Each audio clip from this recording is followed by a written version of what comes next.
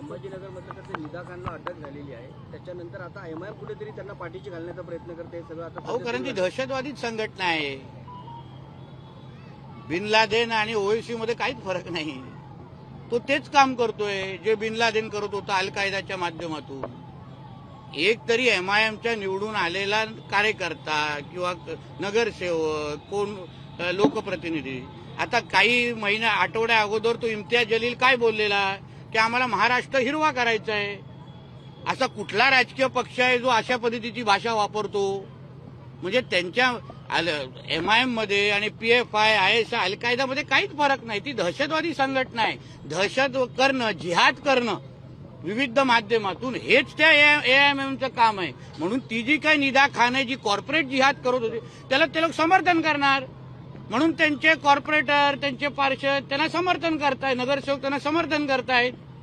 म्हणून मी काल मागणी केली, आम्ही आदरणीय मुख्यमंत्री साहेबांशी पण याच्याबद्दल बोलणार आहे की ह्या एमआयएम नावाच्या दहशतवादी संघटनांना तर ह्यांना मतदान करून ह्यांचे लोकप्रतिनिधी घडून आपल्याला काय अतिरेक्यांना आपलं नेतृत्व नगरसेवक आणि आमदारकी द्यायची आहे का? म्हणून त्यांच्या नोंदणी रद्द करून टाका, ही आमची सगळ्यांची मागणी असेल. सर हिंदी में जानना चाहेंगे, निदा खान को अटक हुआ, एमआईएम ने सपोर्ट किया है. एमआईएम और ये एक टेररिस्ट ऑर्गेनाइजेशन है. बिन लादेन और ओवैसी में कुछ फर्क नहीं है. जो काम बिन लादेन अल कायदा के माध्यम से करता था वही ये ओवैसी अभी एएम के माध्यम से कर रहे. क्या दूसरा फर्क है? उनका ऐसा कौन सा बड़ा काम है जो उन्होंने चुन के आने के बाद किया है? बताइए मेरे को. सिर्फ जिहाद ही करते हैं. उनके मैनिफेस्टो में एक ही लिखा है, हम जिहाद करेंगे. बाकी क्या होता है उनका काम? उनका काम ही कुछ नहीं है.